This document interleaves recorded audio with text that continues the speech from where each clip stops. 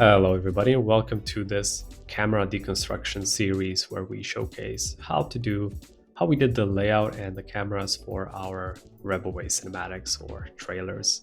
I think it's going to be pretty cool. I'm gonna show you guys how and why I did the cameras. I'm gonna showcase some of the layout and just some of the logic and kind of inspiration when it comes to these kind of cameras. All right, so this is the camera that we're gonna look in. That I'm going to show you guys how to recreate, and it's a very simple setup, but that's what I use for almost all of the Houdini cameras. I just create my own kind of setups depending on the situation, and in most cases I just animate everything. I animate the whole camera, add some noise on top of it, but in this case, let me just make this a bit bigger. Okay. I can do this. There we go. So in this case, I was actually attaching the camera to the spaceship, which makes it a lot easier to animate. And then you add a bunch of, see all of these cameras, I'm just using them as helpers. These are helper cameras and they're just helping me to readjust the camera in any way that I want. Let's go quickly through the actual cinematic.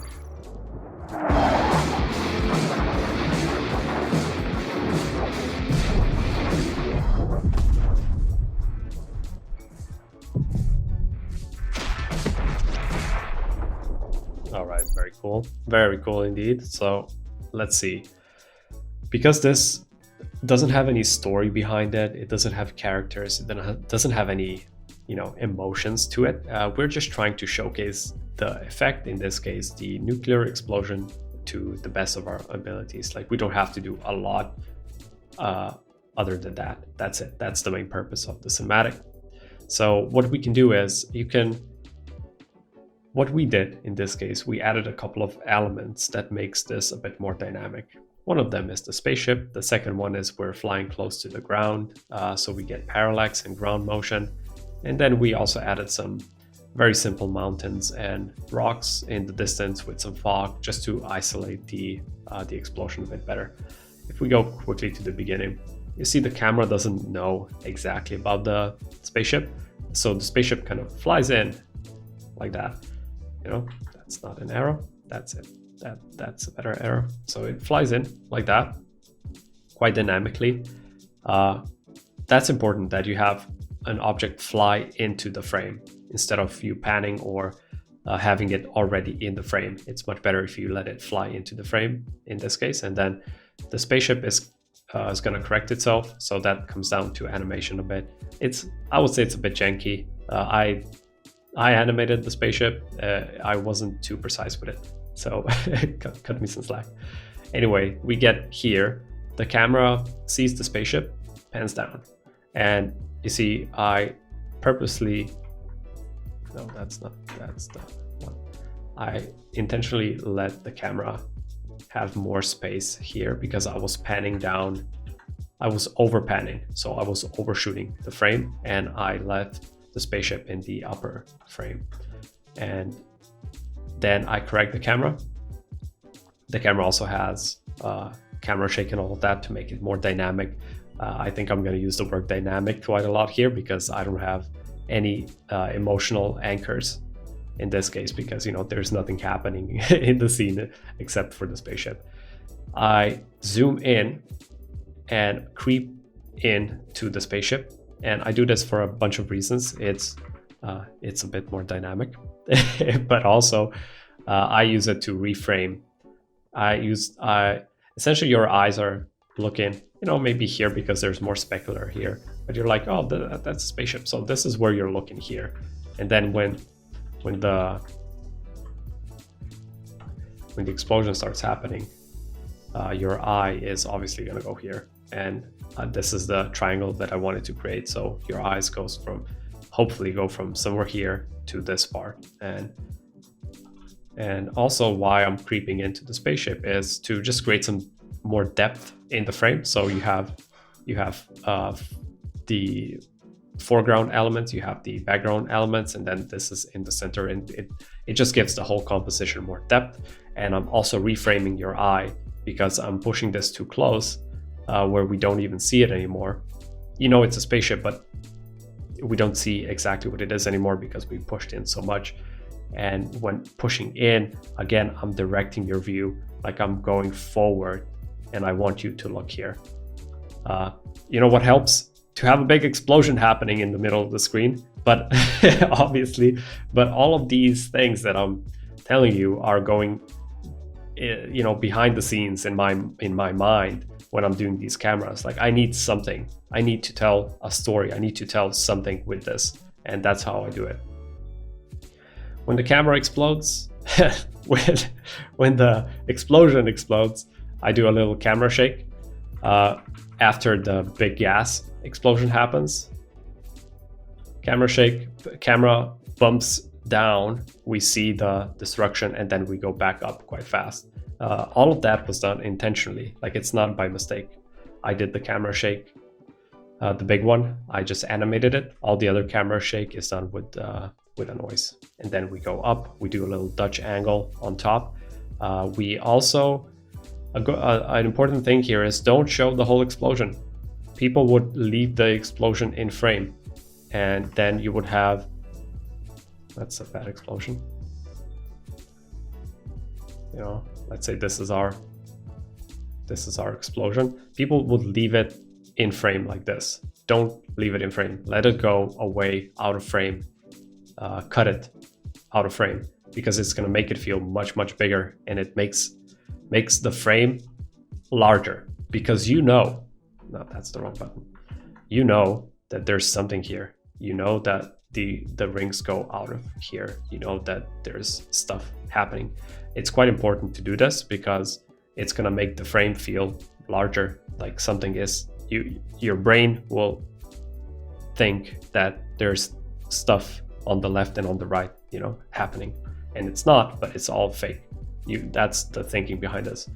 And then I do the Dutch angle, which comes from, there's a bunch of different origin stories for the Dutch angle, but I like the one that it comes from comics or manga or anime, where every time you see something happening very dynamically, let's say a person is running, sprinting, or doing a very dynamic action, the frame is going to be drawn, tilted, and the character is going to be very close to the camera. The camera usually is at a wider focal length, and it makes the frame very dynamic. So that's why I did the Dutch, almost like as the camera person was going, oh, that is huge, and then when he was panning up, he almost forgot how to balance the camera, and he kind of tilted it just a bit. So you see, I have a lot of these stories that I put in my mind. The second one, I don't have a lot of story behind this, except for maybe we are on a spaceship, on a similar plane. Yeah, like a spaceship that is here. And the focal length is quite long. I think we're on a 250 here. And that's why the camera is wobbling more, because when you're on a longer focal length, you will get that kind of motion, and then it just explodes again. Because we're on a longer focal plane, the destruction here, so all the RBD feels a lot bigger because we're kind of zoomed in. And when we pan up, I just pan up, and I never stop panning up again, because the explosion is so big that you can essentially just almost pan up forever. And I do try to match the motion of the flames and of the smoke and the fire and everything, just so you see a bit more of the details. Otherwise, if you just pan up too fast, you're going to lose the details because of the motion blur, if you have motion blur. But yeah, that's kind of the thinking behind it. Nothing is done by mistake. Nothing is done, you know, just, oh, let's slap a camera and put some noise on top of it. Everything, I usually have a narrative behind it. All right, so let's do one of the cameras first. Let me see, where should we start with this? This is one camera. Looks like this, exactly the one that we just saw. The explosion is just a proxy, so I can scrub fast. The layout is quite simple. I do the layout. I mean, the final shot also had these mountains and a couple of other rocks, but we replaced the ground to have more details. I do this to have parallax, so I can see how fast my ship is going. I think it's going a bit too slow though, to be honest.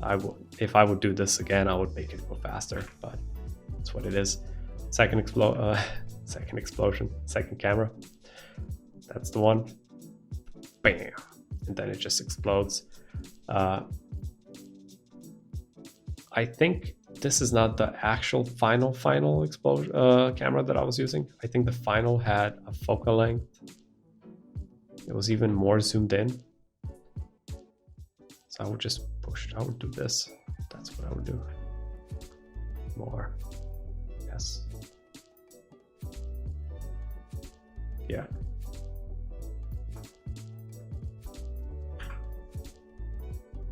And the destruction. Just like that.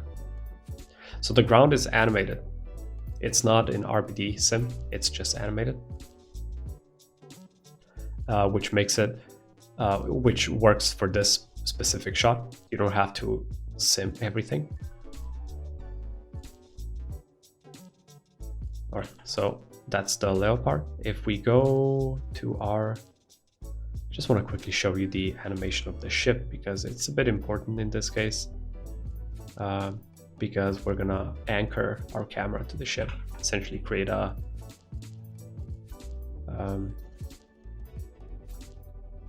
rig that just follows the ship like that. You can also animate it by hand if you want to, but if you then change the speed of the ship, you will have to reanimate the camera. So this is the spaceship, it's just there static. This is the main move. It's very simple. It's very simple. The camera goes down like that. So here I don't have the spaceship flying in yet. As you can see, the camera is just falling down and then the spaceship is going forward. I added here. I don't know exactly which one it is, but probably this slight move that is happening here. Let me see the rotation. Yeah, that's the one. So I'm adding layers to this, and you can do it in one transform, but sometimes I just do it in multiple transforms. Again, this comes down to animation. I don't want to bore you guys too much with how to set keyframes down, but in case you don't know, let's say if we go to transform here, you have to alt click on the thing you want to animate or the whole tab, and it's going to turn green. And once you have the keyframes here, you can start animating. You can see, because my camera is set to, let me do the rotations. Yeah, so now you can rotate everything, and if you press, you can alt click and drag to duplicate a frame, or alt click like this and it's just going to do another frame. You can isolate each frame here with the channel list, and that's pretty much it on what you need to know on how to animate this spaceship and the cameras, really. There's a bunch of other hotkeys that I'm going to go through when we're going to do the camera just now. But yeah, so this is the main move. Very simple. The z-axis is quite linear, where see if I move, well, if I move this, the camera is going to move with us. You can see we're moving with the spaceship, and that makes it quite convenient. But this is what's driving the spaceship forward. And then I have noise on the rotation, two of them. One is a bit bigger, one is a bit smaller, which makes the spaceship a bit more alive. So it's just rocking it from left to right. Slight move. I'm not sure. This is not the main move yet. So I'm just moving everything slightly to the left and then adding the rotation. You can see I'm adding on top of everything. I just do another transform and then add that move into the frame, just like that. So not everything has to be done in one transform. Okay, for the cameras, let's just do the camera. Let's try to replicate this as much as we can. So one camera, let's make it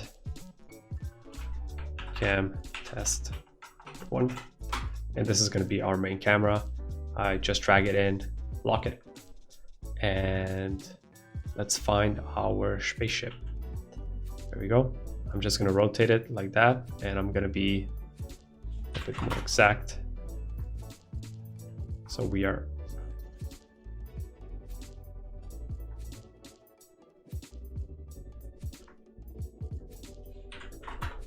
like that, going straight with the spaceship. And I'm not going to use this camera to move anything yet. I will keep position when parenting, and I will change this to my, that's not the one, to my resolution. So you can change the resolution to get the cinematic aspect ratio, or you can also do it with the pixel aspect ratio, which is going to mimic the anamorphic lens. So if we go, let's say 1.3 squeeze, and then you go to 180, you will still get the anamorphic aspect ratio, but then when you're outputting, your frames are going to be squished, and then you have to re-squish them in Nuke or whatever compositing system you're using. In this case, I will just do it with resolution instead of squeezing the actual image. So we're on a 50 lens. I'm not sure what I had. Yeah, 50, something like that. I was animating the focal plane as well. And you can see if we go to rotations, I'm adding micro rotations to the camera at the end. That's, there we go. I'm gonna show you that later. So we have our camera here. Go back.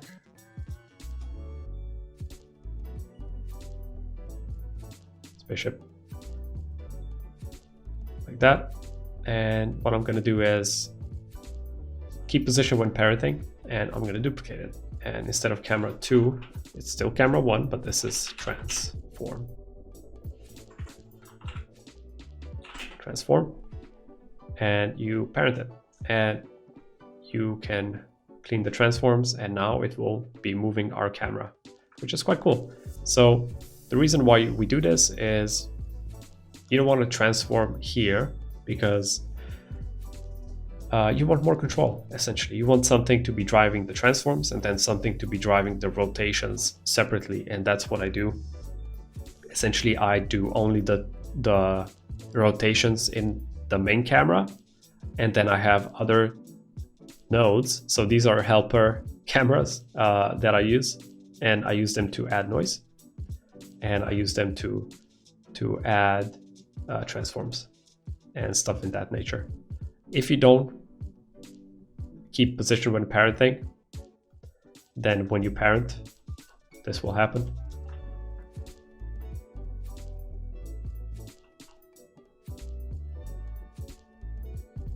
See, the camera will get an additional transform applied on top that we already have here. So we don't want that. Keep position when parenting. All right, so now we can move our camera here, but because we have the ship transformation, we can go to our main move and just copy the parameter and paste it here. Now this is going to work, but we're going to be inverted in the Z. So to re-invert it, just put minus here, and we're going to be moving with a spaceship. We're going to be a bit offset because of the offset that we have here on the camera. And what I do is just add another transform. So camera 1, transform, correct, and clean transforms. Just so we have clean ones over here. Catch our spaceship.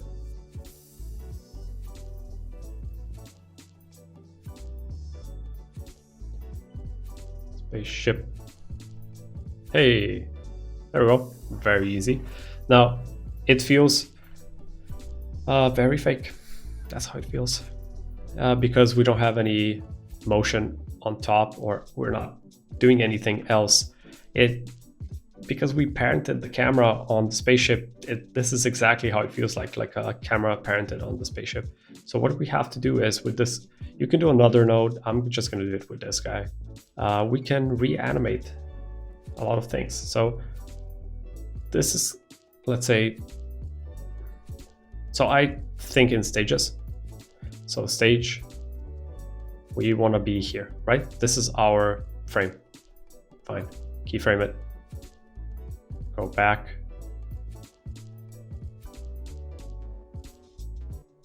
Like that, keyframe. So that's the push in. It's too fast.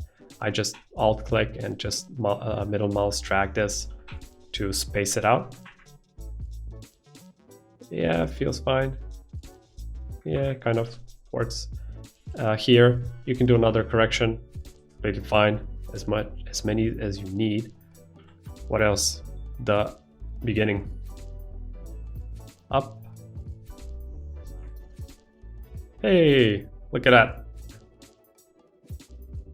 Very cool. What we have here now is keyframes. And these keyframes, we need to apply curves. So what you can do is you can click here to get the handles, or what I do is I just press 9.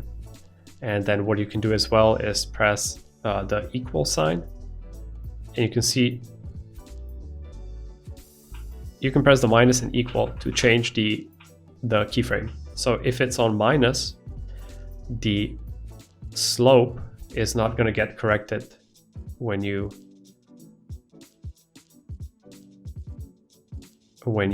drag the keyframe. So you can see the slope, so that's the slope, would not get corrected. If you press equals, the slope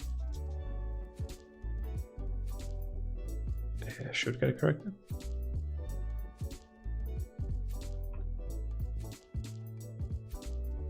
That's a bit weird. Oh yeah. Here we go. Yeah, sorry about that. So that's how it works, yeah. So you can see the slope gets corrected like that. And this is quite helpful in a lot of cases when you just want very smooth motion. So I usually turn it on, but just so you guys know, because these controls and hotkeys are sometimes a bit hidden and it's hard to see. I'm just gonna press 9 on this as well.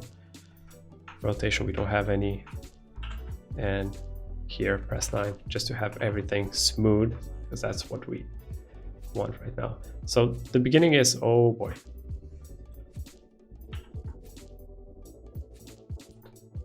That, like that. And there's no secret to this. Like, you guys will kind of, if you want me to actually show you how I do it, that's how I do it.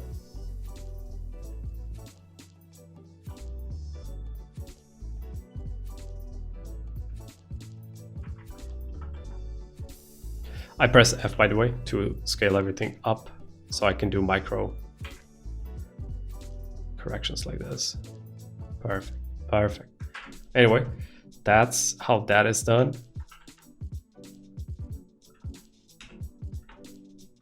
So that's how the move is done.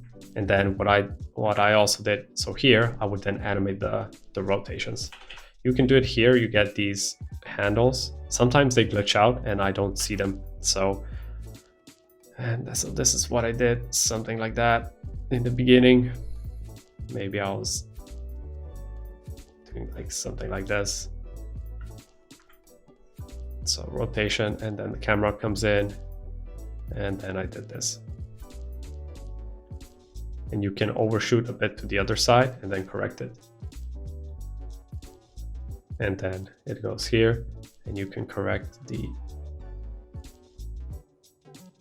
yep. And then overshoot it down. Press 9 on everything.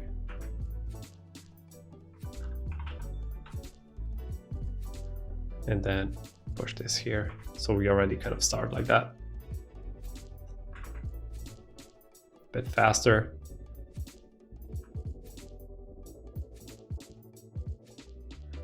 And then I would tweak the keyframes to infinity until I get the motion that I want, and then I would tweak this.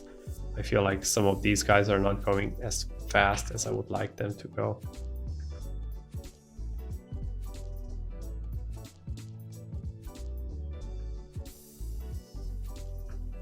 Like that, and then we have to rotate up again.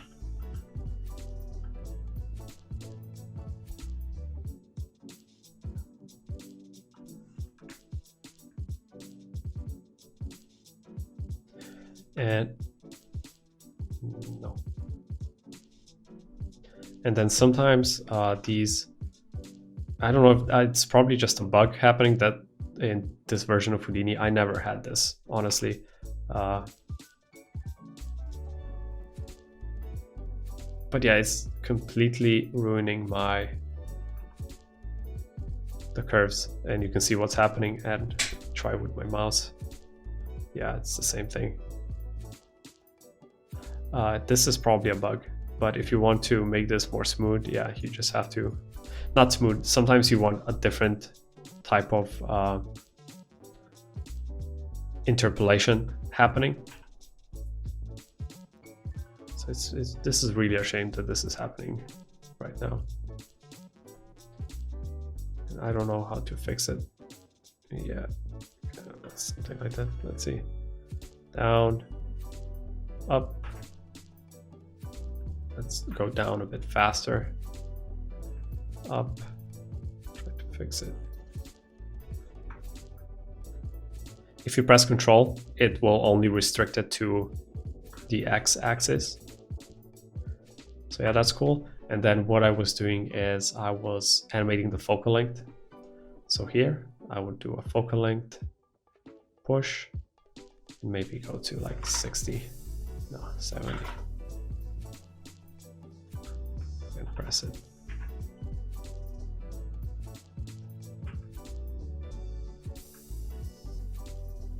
Bam. Maybe go higher. And then when you do the focal length, you have to reanimate the something like that, the rotations. And again, this is a lot of tweaking that just happens here. I would go a bit lower. That's too low. I would go a bit lower here. Yeah, so just so I get the explosion in the beginning. So that's cool. That, you know, we're very close. We have this thing happening. What I would do next is I would go to the beginning, duplicate the camera, just saving quickly. Camera 1, shake. That's not how we spell shake. Shake it, remove the focal length, transfer, remove all the keyframes, clean transforms. So just check if our rotation is working. Yep. Because if anything is offsetted, you will get a different, your rotation will be happening on a different pivot, which is bad. You want the pivot to be your camera. If I go to my cameras, you can see they're still on top of each other. They have the same pivot. So this camera, this is the guy. You can see everything is, this is our main, let's put our main camera. So you can see it's rotating our main camera around the pivot. That's very important.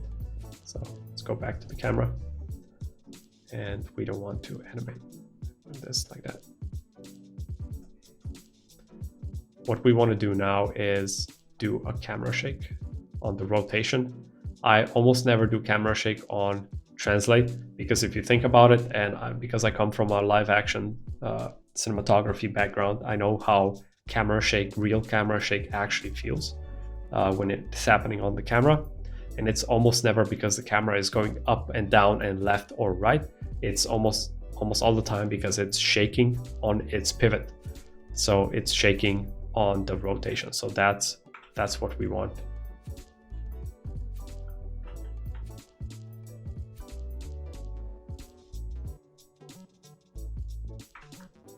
Okay, so this is still fine. Let's do the noise, and then I'll close it and then open it again, motion effects, noise. Otherwise it doesn't show the offset and the period that I like to control here, and the transfer. Yeah, I don't know which one it just got created, probably the second one. Nope. So you can see I made a lot of them. So it's this guy got created, and your noise is here added to the cam shake, and this is done automatically. So if we go to our camera, let's bump this up just so we can see what's happening. And when I'm doing the camera shakes, I put everything off because I need smooth playback. So you can see our shake is happening nicely on the pivot on the camera, and that's good. Period 3 is fine. Put this to 10 for our, so this, I would call this the base shake. I think the period should be a bit bigger, and probably put this to 5.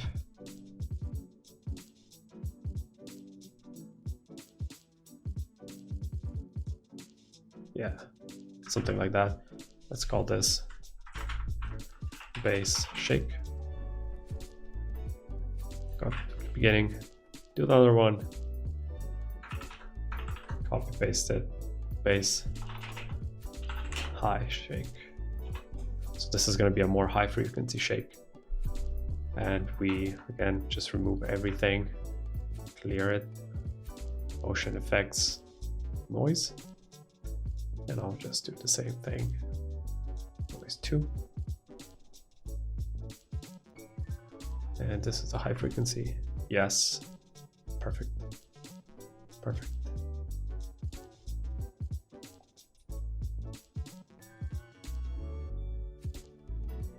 Just gonna offset it so we don't get the default.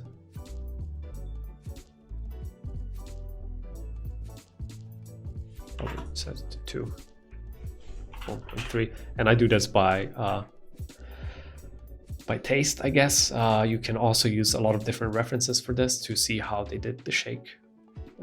Usually the shake would happen more when the camera is zooming in and going closer like this, especially if you want to make it feel like we are actually close to the spaceship. So when we are close to the spaceship, you would kind of start inheriting some of the motion from the spaceship. So if you want to do that, you want to animate this noise and then make it go to 2.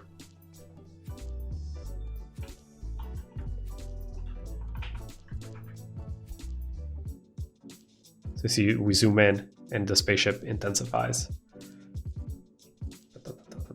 It's probably too much. I'll leave it for now. It's up to you guys to decide. What next? And then the last thing, I guess, is the explosion, the camera shake on the explosion. So this happens, and then yeah. So this is when the second gas happens. So the correction. You can animate it here or on the correction because this still works. And I would probably do it on the correction. So bam, bam.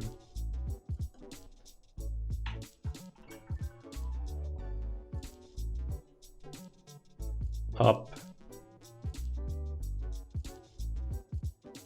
down, and then up again.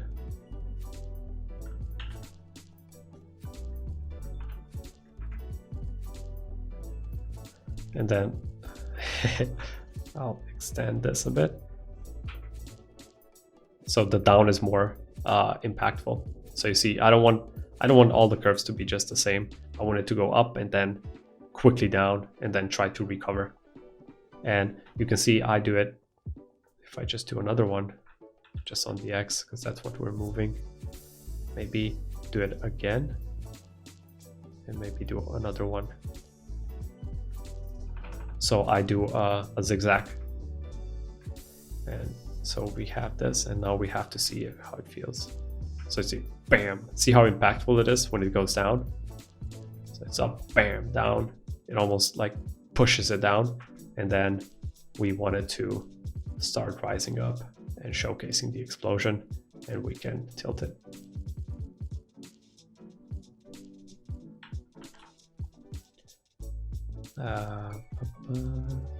Y, and Z. So Y and Z are gonna go too fast right now. They need to go.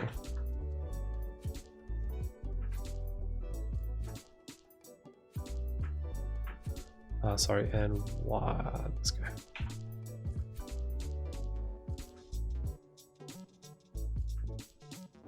Yep.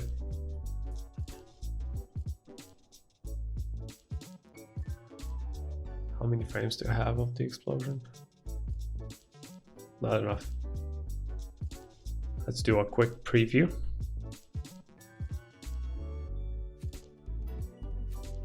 So when you do a preview, it won't feel right. This will probably feel like it's too fast. I'm not gonna, like I said, I can spend quite some time tweaking all of this. This is the meat, this is the base. This is how I would animate this camera. This is how I do most of my cameras. And with this special case, when you have a moving object like this, it's that's how I would pin it to the camera. So pin the camera to the spaceship. Otherwise, you can also just animate the same, just give the camera the same curve as you did the spaceship. That would work as well. And I did that in the other parts that we're going to go through in this series. So camera, we start closing in on the camera, zoom in, bam, explodes, goes down, and then up. Yeah, too bad I don't have more frames of the explosion, but that's how I did it. And you can play around with what would be cool that I didn't do, because in the final we don't see the spaceship anymore. See, I pushed it even more here. Maybe the spaceship would get affected as well by the blast. So just think about stuff like that. And when we were doing this, we had the smoke on the spaceship, we had flames, we had exhaust. You can see there's nothing here. We had that done, but we just didn't have the time to finish everything. So all of those things you can add to make this look even better. We just thought, it's good enough for the showcase. And that's really it when it comes to showcasing your effects. Like, you don't have to be so perfect on I mean, if you want to be, go for it. But this case, I think the explosion was showcased quite well. And yeah, the second camera was done the same way. Just a bunch of different nodes. And the only difference is this is on, now it's on a 355 focal length. You can see how impactful it is. Maybe let's preview this one as well, just for the fun of it. And I also hooked it to the spaceship, just so it's animating forward, even though we could have easily just not do it. We could have easily just animate the transform on the Z, and it would be pretty much the same. Damn, feels good.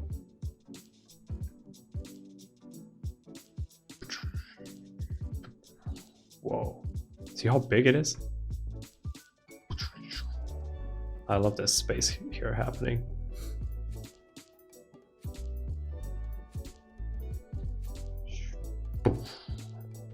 And then it's, it's going up and zooming out, because the camera guy was almost like, oh, this is way too big, it's covering the whole screen, let me try to zoom out. But everything is happening so fast and it's so chaotic that he doesn't have the time to zoom out, and then we just see a full blob of smoke and everything and fire, and it's just cool. It's very cool.